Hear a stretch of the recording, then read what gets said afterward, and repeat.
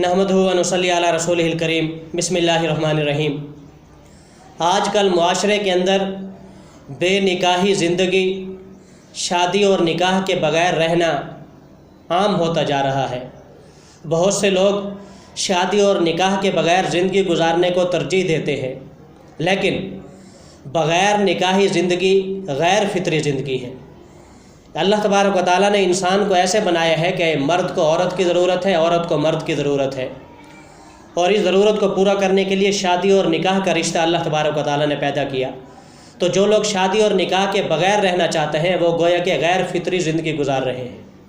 آج کل آپ دیکھیں بہت سے بڑے بڑے افسر، خواتین اور مرد جو 18ویں گریڈ کے افسر ہوتے ہیں، کوٹھیاں ہوتی ہیں، گاڑیاں ہوتے ہیں، ملازم ہوتے ہیں، لیکن وہ شادی نہیں کرتے، اس لیے کہ وہ شادی اور نکاح کو نعوذ باللہ بوجھ سمجھتے ہیں، اس کو اپنی زندگی کا ایک اضافی چیز سمجھتے ہیں۔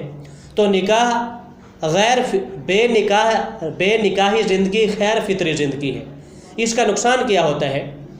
میں ایک جگہ پہ پڑھ رہا تھا کہ ایک خاتون 18ویں گریڈ کی افسر تھی، اس کے پاس گاڑی تھی، کوٹھی تھی، ملازم تھے، لیکن شادی نہیں کی تھی۔ تو اس کی وجہ سے اس کی زندگی پہ اثر کیا پڑا کہ وہ ڈپریشن اور غصے کی مریض تھی۔ کبھی وہ رکشے والے سے لڑ رہی ہوتی تھی، کبھی ہمسائے سے لڑ رہی ہوتی تھی، کبھی ملازموں پہ برس رہی ہوتی تھی، یعنی ہر وقت اس کے دماغ میں غصہ، پریشانی اور اس طرح کے اثرات اس کی زندگی پہ مرتب ہو رہے تھے۔ تو جب انسان شادی کرتا ہے، نکاح کرتا ہے، بیوی آتی ہے، بچے آتے ہیں، تو زندگی کا اتار چڑھاؤ معمول پہ آتا ہے۔ اور پھر قرآن کریم میں بھی ارشاد وانکحوا الایام منکم کہ جو تم میں سے بے نکاح ہیں تم ان کا نکاح کیا کرو۔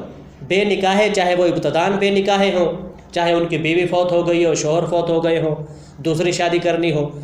تو شادی اور نکاح انسان کی فطرت ہے، انسان کی فطری ضرورت ہے۔ جب ہم اس فطرت کو چھوڑیں گے تو پھر غیر فطری زندگی گزارنے پہ ہم مجبور ہوں گے۔ ہمارے ارد گرد کا ماحول غیر فطری بنے گا، ڈپریشن، پریشانی اور مشکلات کا ہم شکار ہوں گے۔ چنانچہ مسند احمد کی ایک روایت ہے، نبی کریم صلی اللہ علیہ وسلم نے حضرت عقاف رضی اللہ تعالیٰ عنہ سے پوچھا کہ آپ کی بیوی، آپ کی زوجہ ہے؟ انہوں نے عرض کیا کہ نہیں۔ آپ صلی اللہ علیہ وسلم نے فرمایا کہ آپ کی شرعی لونڈی ہے؟ اس نے کہا شرعی لونڈی بھی نہیں ہے۔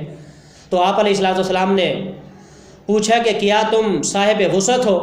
تو وہ عرض کرنے لگے کہ ہاں صاحب وسعت تو ہوں، پیسے وغیرہ اخراجات تو میرے پاس ہے۔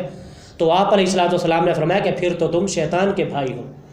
جس کے پاس وسعت بھی ہو، طاقت بھی ہو، اور پھر بھی وہ بے نکاحی زندگی گزارے، تو آپ علیہ السلام نے فرمایا کہ وہ تو شیطان کا بھائی ہے۔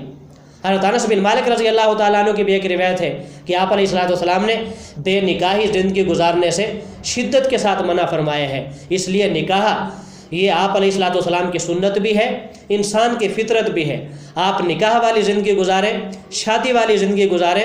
تو اگر بہت سے لوگ نکاح اور شادی اس لیے نہیں کرتے کہ ہم غریب ہیں، ہم بیوی بچوں کو پال نہیں سکتے، قرآن نے اس کا بھی علاج بتایا ہے کہ اگر تم غریب ہو، اگر تم شادی کرو گے، نکاح کرو گے، تو اللہ تبارک و تعالیٰ تمہیں غنی بنا دے گا، تمہارے مال و دولت کے اندر اضافہ ہو جائے گا۔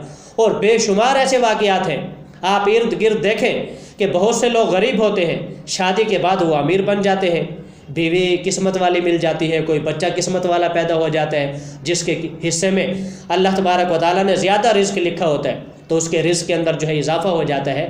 اس لیے شادی کرنا انبیاء کی سنت بھی ہے، انسانی ضرورت بھی ہے، اور انسان کی فطرت بھی ہے۔ اس لیے آج کل معاشرے کے اندر جو بے نکاحی زندگی ہے یہ غیر فطری زندگی ہے، اس کا دنیا میں بھی آپ کو نقصان ہے، آخرت میں بھی نقصان ہے۔